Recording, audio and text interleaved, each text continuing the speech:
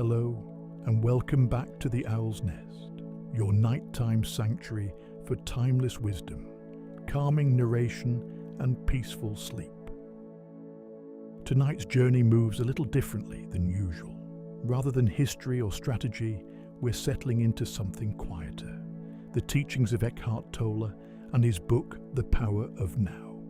A book less about ideas to collect, and more about a simple shift in attention, one that fittingly begins right here in this very moment.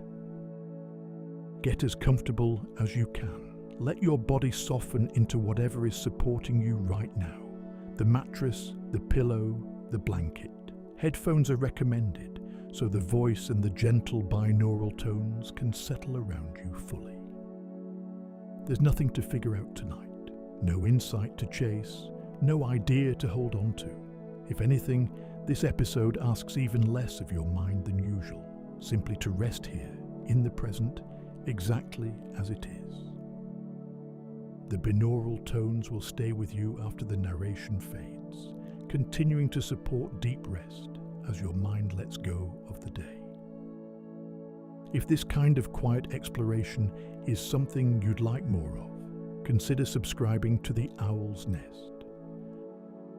Now, let your eyes close whenever they're ready. Take one slow breath in and let it go completely. Now, let's begin. The only moment that ever exists. Eckhart Tolle opens his book with a strikingly simple claim that the present moment is the only thing that has ever actually existed, or ever will. Not the past, which lives only as memory, not the future, which lives only as anticipation. Only this, only now. Most of us, he observes, spend very little time actually inhabiting the present. Our attention drifts constantly, replaying old conversations, rehearsing future ones, worrying, planning, remembering. We live, in a sense, almost anywhere except where we actually are.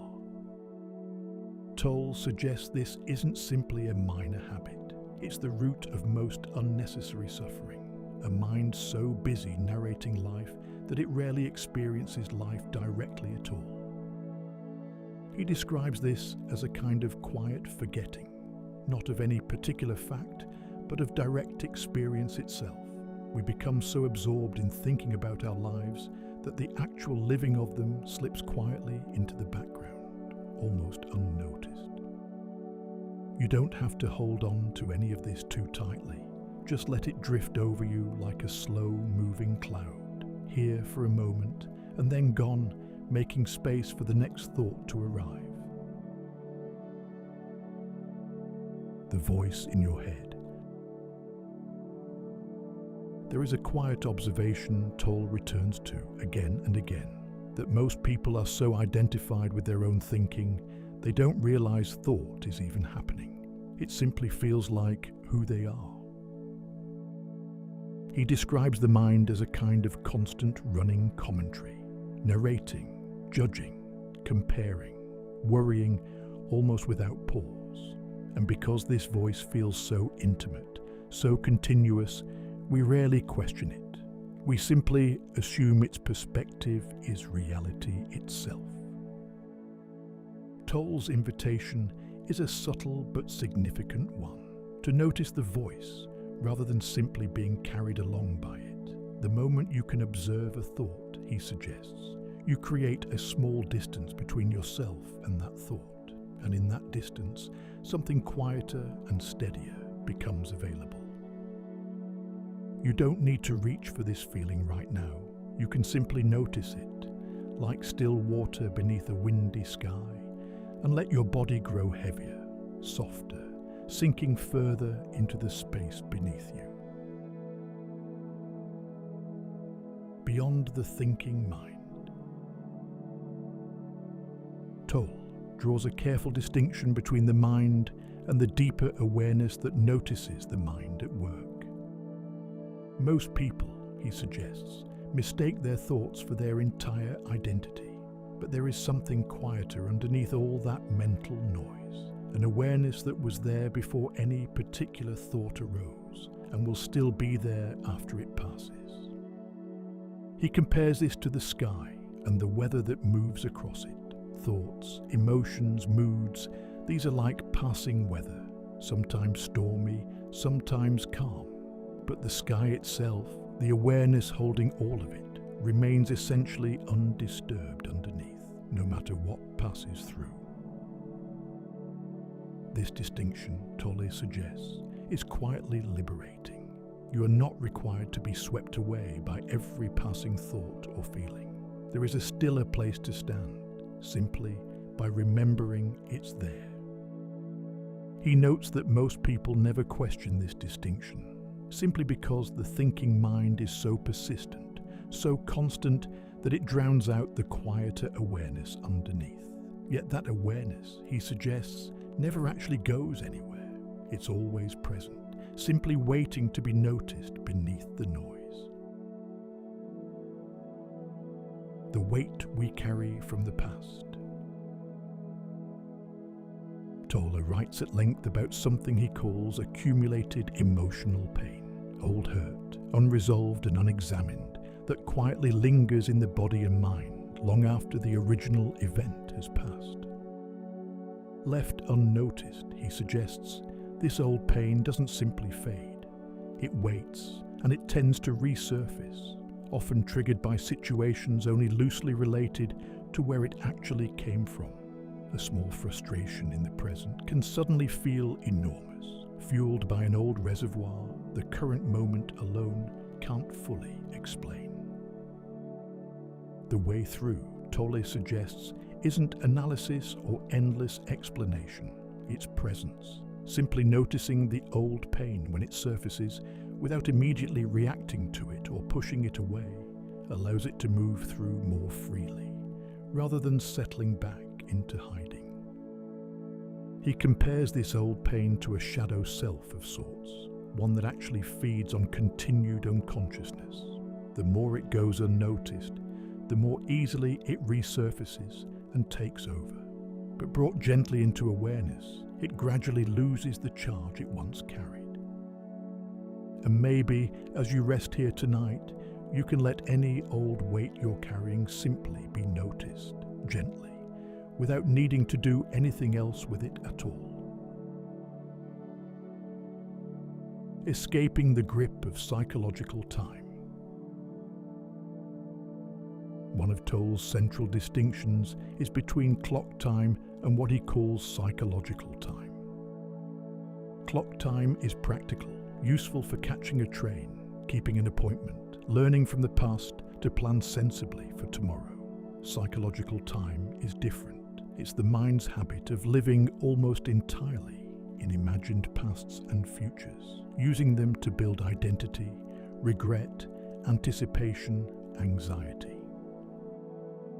Tolle suggests that nearly all unnecessary suffering comes from this second kind of time, dwelling on what already happened, or worrying over what hasn't happened yet, rather than meeting whatever is actually in front of you right now. Letting go of psychological time doesn't mean ignoring the calendar. It simply means loosening the mind's grip on stories about a past that's gone and a future that hasn't arrived. There is nothing to rush here either. Let this thought settle slowly, the way a stone sinks gently through still water. No effort, only gravity, only time. The many disguises of the ego. Tolle describes several familiar ways the identified mind, or what he calls the ego, tends to show up in daily life.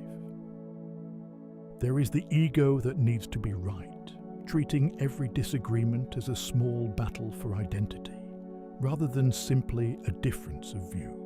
There is the ego that needs more, constantly reaching for the next achievement, possession or validation, never quite satisfied by what's already here. There is the ego that clings to complaint, finding a strange, familiar comfort in grievance, almost preferring the story of being wronged to the discomfort of letting it go. and there is the ego that needs an enemy, defining itself against someone or something else, rather than standing on its own.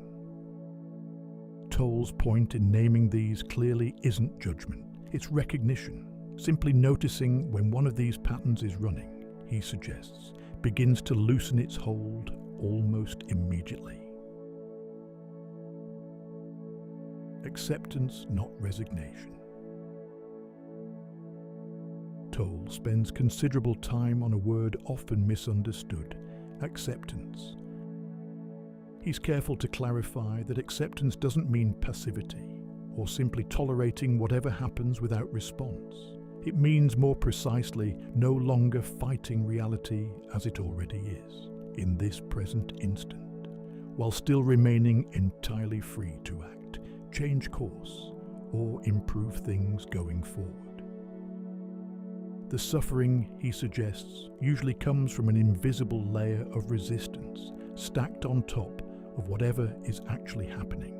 The mental, this shouldn't be happening, running alongside the situation itself. Removing that resistance doesn't change the facts, but it removes an enormous amount of unnecessary struggle.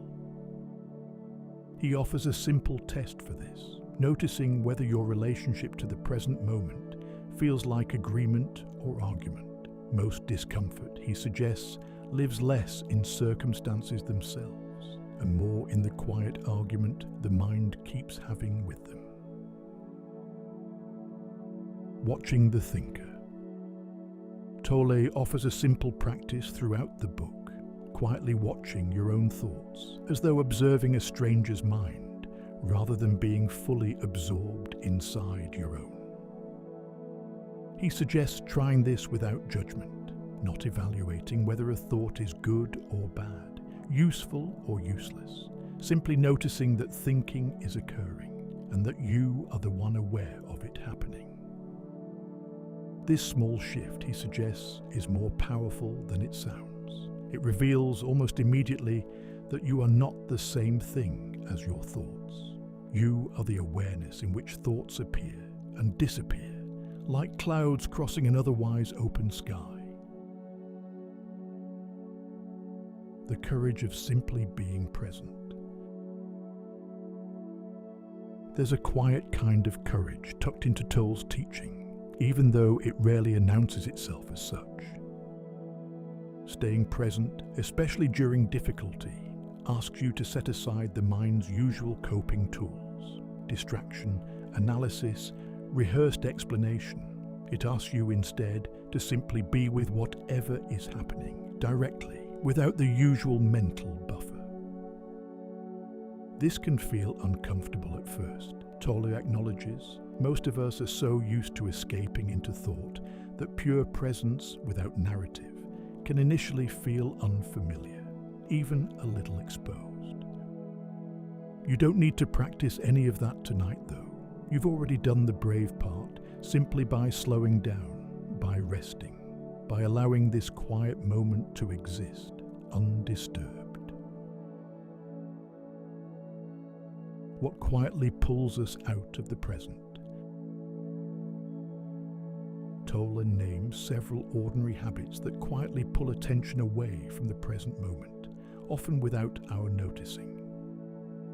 Worry is one of them, rehearsing imagined futures that may never actually arrive, as though preparation and anxious repetition were the same thing. Complaint is another, replaying old grievances long after any usefulness they once had has faded.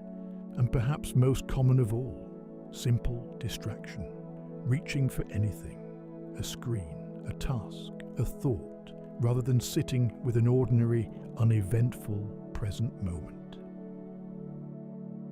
None of this makes a person broken.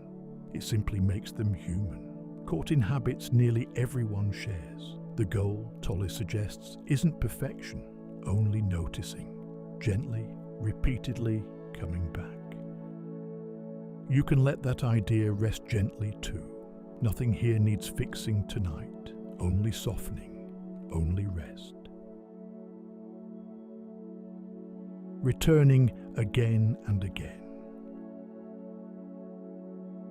Near the heart of the book, Tolle reassures his readers that presence isn't a permanent state to achieve once and keep forever. It's something returned to again and again, moment by moment, for as long as we live. The mind will wander, old patterns will resurface. This isn't failure, he suggests, simply the nature of being human. What matters isn't staying present perfectly, but noticing the drift and gently returning as many times as needed. He compares this to learning any skill worth having. No one expects to master an instrument in a single sitting. Presence works the same way. Each return, however brief, strengthens the habit a little further, until it eventually becomes less something you do and more simply how you live. There's something deeply restful in that idea. You don't need to master this tonight or ever, completely. Only the willingness to keep coming back, softly, to this moment, whenever you remember to. Closing reflection. If there is one thread that ties all of these ideas together, it is this: that peace was never something to find somewhere else, at some later time. It was always available, quietly, right here, in this exact moment, waiting simply to be noticed. You don't need to remember any of this. It has already settled somewhere deep, quietly folding itself into the edges of your mind, the way tonight's thoughts are folding into stillness. There is nowhere to be, nothing to do, only this soft darkness and the gentle hum of sound around you. Let your body sink a little heavier into wherever you're resting. Let your breath grow slower, longer, further apart. And whenever you're ready, let go completely and drift into sleep. If you found this journey relaxing, consider subscribing to The Owl's Nest, and I'll see you in the next one.